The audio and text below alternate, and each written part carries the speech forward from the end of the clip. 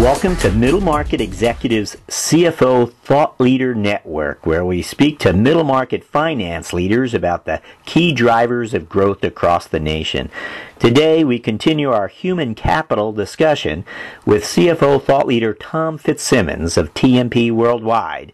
We begin by asking Tom, what are the questions CFOs need to be asking if they're going to impact their organization's human resources model? I think there are a couple. One is, where is my growth going to come from, and where is it coming from now? And what is my strategy for my business?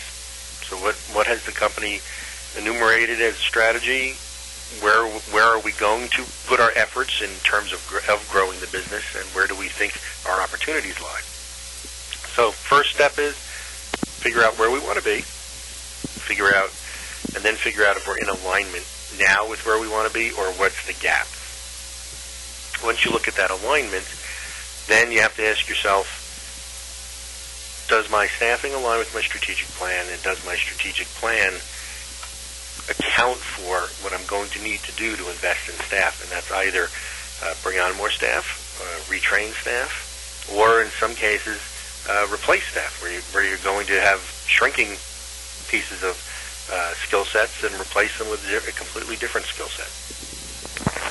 Now, we've been told CFOs are becoming increasingly focused on the cultural elements that drive employee performance within their organizations. Do you think this is true, and what role should a CFO really play inside a performance culture?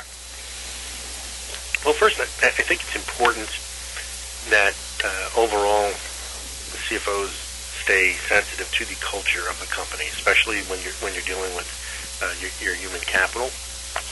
If you don't understand the culture of your company, you're not going to understand how you're trying to hire people, who you're trying to hire, what your real brand is to those people. So first and foremost, make sure you understand and get who you are as a company. You can't be disconnected from that. You can't say, hey, we're finance, we're above it. You're part of the company. It's part of the strategic direction. In terms of a performance culture itself, there are a couple of areas where finance and CFOs in particular should be looking to be involved.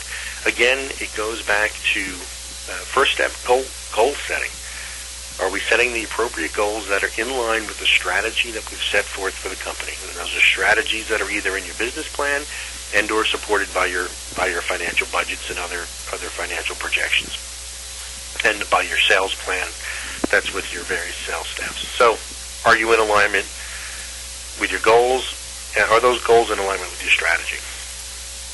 Next, you're going to provide strategy and advice. Often finance is called upon to say, hey, this is the thought I've had for a plan. What's that going to cost us? This is where finance and CFOs can step in and say, okay, here's what you're proposing is going to cost us as a company as an acquisition cost, and here are also some alternatives. Often, they're not taken. Sometimes they are taken. So, but that's your first piece. Get in and say, here are some options, or here's the impact of the goals and plans. Next place you're going to be in that process is now measurement. Somebody has to be the scorekeeper. Somebody has to come along and say, great, we put the plans in place. Here's the feedback loop. Here's how we're doing against those plans. Here's where we stand. Here's what we need to do to close the gaps. And then finally, you have to be proactive in the process. You have to look at the plans during the course of a year. And sometimes plans are pretty straightforward, and sometimes by design, they're easy to manage, and they are easy to follow. In some cases, the plans don't get the results that you expected, and that's when you have to create that feedback loop and go back to the people that are managing those plans and say, hey, listen, looking at the numbers, you're not hitting the goals. Either there's something not correct in the performance plans, or we need to change them. We need to make an on-the-fly adjustment. We need to layer something else in because it's not creating the behavior we want. And the ultimate behavior from a CFO's perspective is I want to get the revenue or customer retention or some other financial metric. So if the plans aren't driving to that, then we have a problem. We touched upon last time this idea. I think it just briefly touched upon this idea of having human capital be counted as assets on the balance sheet. Are we really moving in this direction? It's an interesting conversation. We're not. I don't think anywhere close, and I think the reason, but I think we have to have the discussion, and I think the way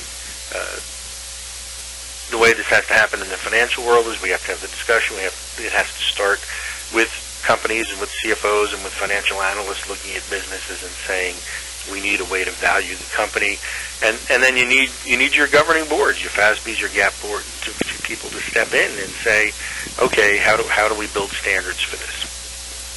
First and foremost, when you look at trying to value anything in a company from a financial perspective, you need standards and practices.